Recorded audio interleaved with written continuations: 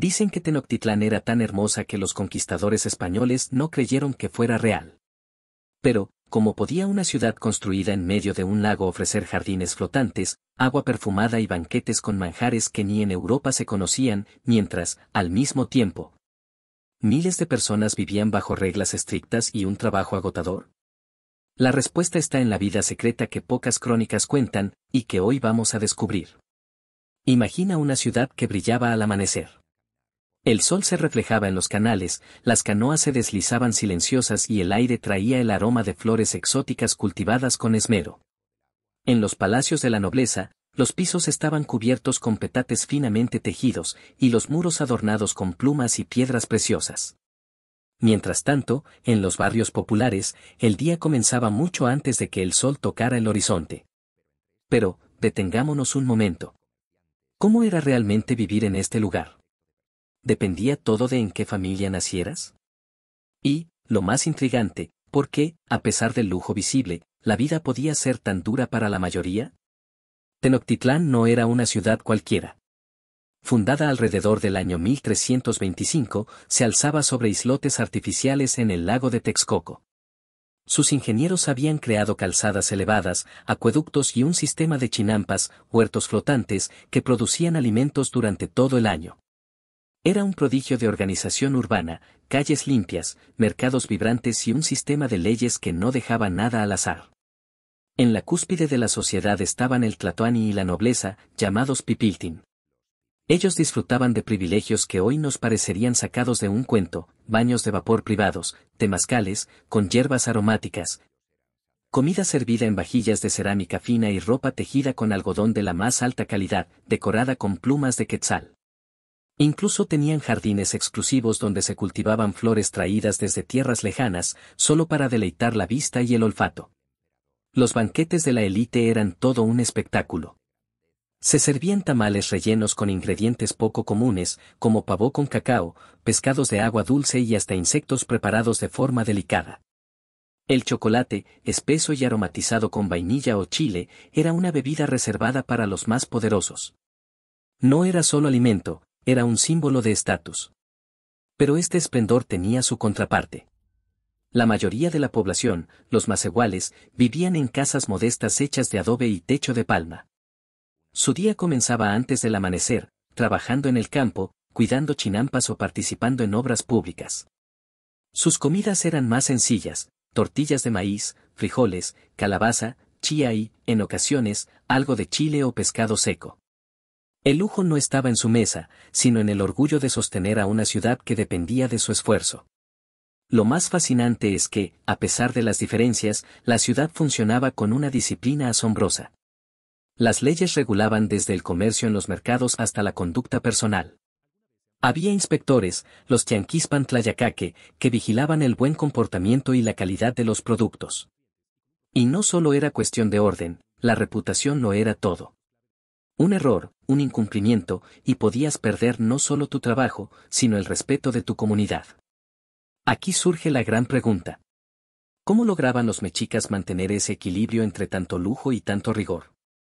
¿Era justicia, o control absoluto?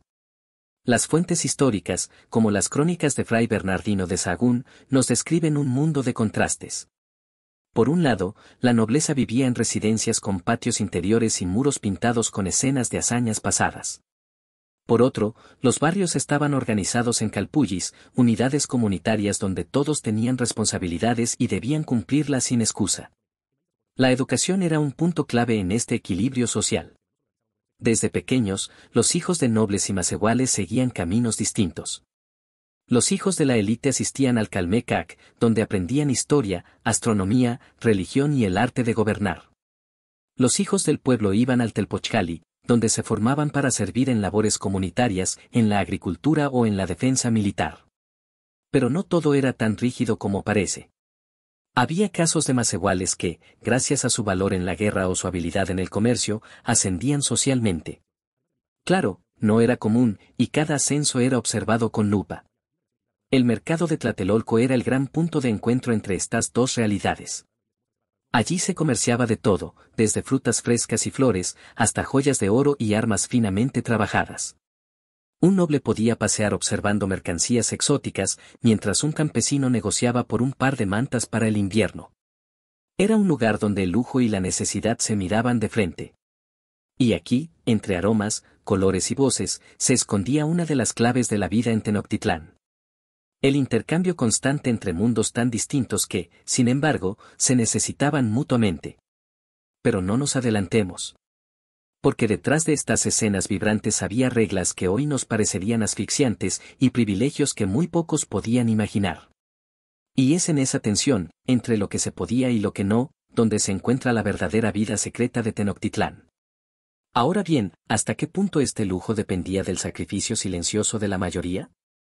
Esa es la pregunta que nos acompañará mientras seguimos explorando las entrañas de esta ciudad que fue orgullo, poder y disciplina. Pero, ¿qué pasaba cuando salías de esos jardines privados? El contraste era tan marcado que, con unos pasos, pasabas de un mundo de perfumes y música a otro de sudor y trabajo constante. En los barrios de artesanos, pescadores y agricultores, la vida era distinta. Allí el día comenzaba antes del amanecer, cuando las calles aún estaban envueltas en la neblina del lago. Los hombres partían hacia las chinampas, esas islas flotantes que sostenían la economía y la alimentación de la ciudad. Las mujeres encendían el fogón de leña, molían maíz en el metate y cuidaban de los hijos mientras hilaban algodón o preparaban tamales para vender en el mercado. El mercado, por cierto, era otro reflejo del contraste social. En Tlatelolco, el gran centro comercial del imperio, cualquiera podía encontrar desde pescado fresco traído esa misma madrugada, hasta piedras preciosas, joyas finamente labradas y plumas de aves exóticas. Pero la diferencia estaba en quién podía comprar qué. Mientras un noble podía pagar por un collar de jade sin regatear, un campesino contaba cuidadosamente sus cacao, la moneda de la época, para asegurarse de no quedarse sin nada para el resto de la semana. Y aquí aparece un detalle interesante, la vida del pueblo estaba regulada por estrictas normas. Desde el modo en que debías vestir, hasta las fiestas a las que podías asistir. No era solo una cuestión de economía, sino de jerarquía. Si alguien del pueblo común se atrevía a vestir como un noble, se consideraba un insulto al orden social. Algunos podrían pensar que esta diferencia de clases creaba resentimiento, pero la realidad es que muchos lo aceptaban como parte natural del mundo. El orden social estaba profundamente ligado a la religión y a la creencia de que cada quien tenía un papel asignado por los dioses. Sin embargo, había momentos en que las tensiones se hacían evidentes, especialmente en épocas de escasez o cuando los tributos exigidos parecían imposibles de cumplir. En medio de estas diferencias, la vida cotidiana seguía su curso. Los niños del pueblo jugaban en las calles de tierra, corrían entre canales y aprendían desde pequeños a ayudar en el trabajo familiar. La educación era importante para todos, pero no era igual. Mientras los hijos de la élite estudiaban en el Calmecac, aprendiendo astronomía, leyes y poesía, los hijos de los macehuales acudían al Telpochcali, donde la enseñanza se centraba en la disciplina, las tradiciones y el trabajo comunitario. Curiosamente, tanto nobles como pueblo compartían algo, un profundo amor por la belleza. Incluso en las casas más humildes, las paredes podían estar decoradas con flores secas, y los días de fiesta se llenaban de danzas, música y olor a copal. Porque en Tenochtitlán, incluso el trabajo más duro estaba acompañado por el orgullo de pertenecer a una gran ciudad. Sin embargo, queda una pregunta en el aire. ¿Cómo podían convivir en el mismo espacio la opulencia más refinada y la vida más austera, sin que todo se derrumbara? Esa es la pregunta que nos lleva a la parte más fascinante de esta historia. Para entender cómo se sostenía este equilibrio, hay que mirar más allá de lo visible. Tenochtitlán no solo era una ciudad bien organizada, era también una red de obligaciones mutuas. Los nobles protegían, organizaban y financiaban obras públicas, el pueblo, a cambio, trabajaba la tierra, construía, servía en las expediciones y pagaba tributo. Este sistema, aunque desigual, funcionó durante décadas porque estaba envuelto en un tejido de creencias y ceremonias. Cada acto, desde la siembra hasta la entrega de tributos, tenía un significado sagrado. No se trataba solo de obedecer leyes, sino de mantener en equilibrio el mundo que, según creían, los dioses habían creado para ellos. En los palacios, la vida seguía marcada por un protocolo estricto. Las recepciones oficiales eran auténticas puestas en escena. Los emisarios extranjeros se quedaban sin palabras ante la grandeza del Tlatoani, sentado en un trono cubierto de pieles finas, rodeado de consejeros, con cortinas de algodón teñidas y tapices bordados con plumas brillantes. Todo estaba calculado para mostrar poder y estabilidad. Pero fuera de esos muros, la historia era diferente.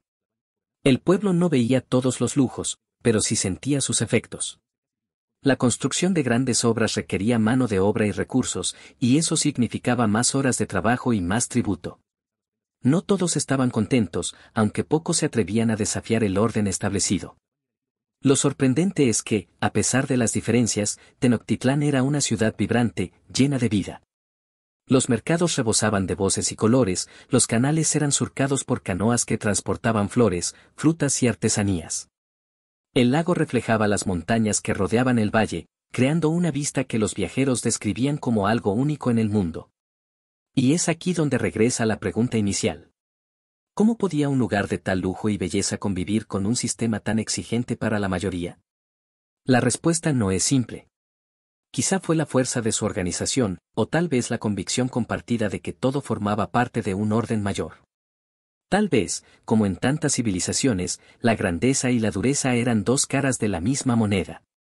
Hoy, al imaginar Tenochtitlán, podemos ver tanto los jardines privados llenos de fragancia como las calles de los barrios humildes, llenas de trabajo y vida comunitaria.